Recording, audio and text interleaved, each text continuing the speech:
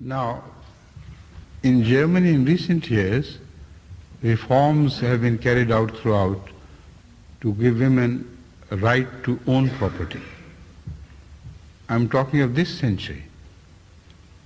Till a few decades ago, even in Germany, women could not possess anything. It all belonged to the husbands who possessed them. And they could not own any property. They themselves were like property. So this was the legacy of Christianity which you had inherited. And a rebellion against Christianity delivered you from this.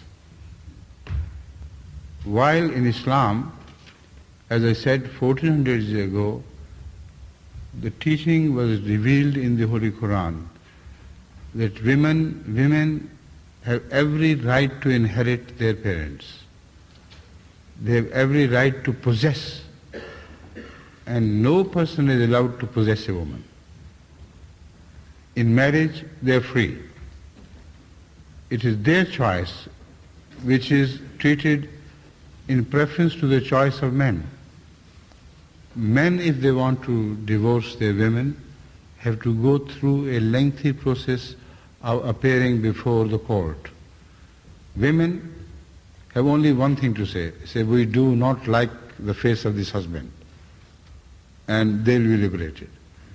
What better concept of liberation you can possess? The allegation which is raised and often raised against Islamic teachings is that men are allowed to beat their wives. Now, one thing has to be brought to your notice, that men do not require any religious license to beat their wives.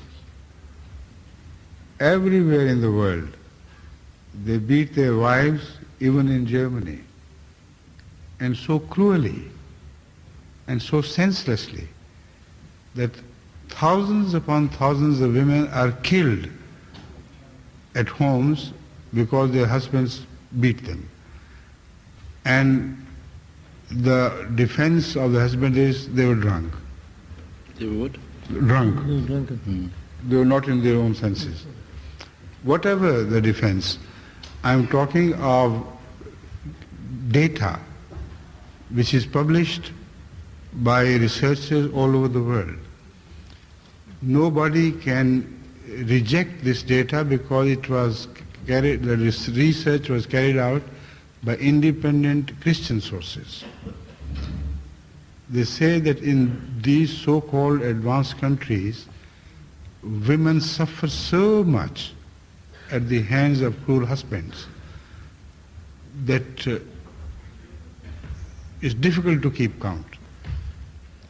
In England, once I heard a program on television in which the police officer who was in charge for investigation, he said that it is impossible for us to reach all cases because out of the fear for their husbands, a very large number of women hide the cruelty which is committed against them.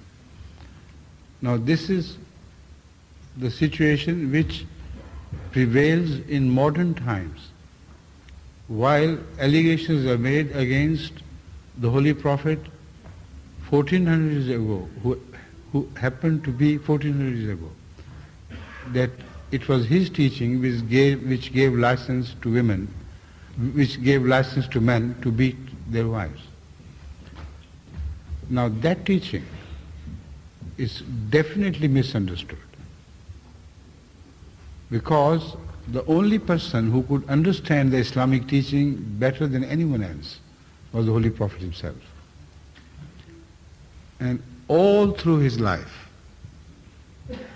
despite the repeated offense by some women against him, some of his wives, he never raised even his little finger against any of his wives. Not once. Did he not understand the Islamic teaching? Who did if he did not? So you should understand Islam from the conduct of the founder of Islam, not from the conduct of the medieval mullahs of today, whose treatment of women may be cruel, but the treatment of women in free countries may be even more cruel. Because it is done not in the name of any religion, so it passes. But you should understand, it is a tendency in men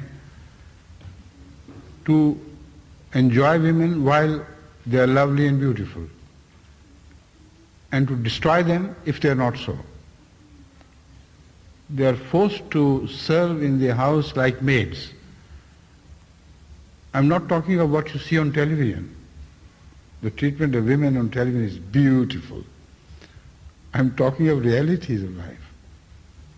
There, a very different story can be told of what is happening in actual life. Look at your lower tier of people who serve as laborers and see what is happening in their homes.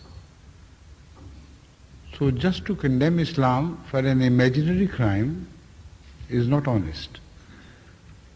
If you can find fault with the conduct of the holy founder of Islam, then let me know. Otherwise you have no right to censure Islam for something which Islam never taught. Now I told you that the answer to this question requires a very elaborate discussion. But the time is too short to finish this discussion, because it would require, if I do elaborate, so many hours, maybe 20 hours or so, because I'll have to compare all religions with Islam and their religious teachings, which in fact enslaved women to a degree, or which was understood to enslave women by the people who followed. So, for example, if I start discussing Hinduism, how it treated women before Islam, and still does, it will be amazing how many hundreds of thousands of women were burnt alive because their husbands had passed away, without any crime. This was a religious teaching. Because if they had two options. In their religion, they should have lived like people who say, touch me not. A life of total seclusion from the society, with no rights whatsoever, or to accept death by burning. The life they confronted without their husband was so horrible, according to the Hindu teaching, that hundreds of thousands of women preferred being burnt alive to that life.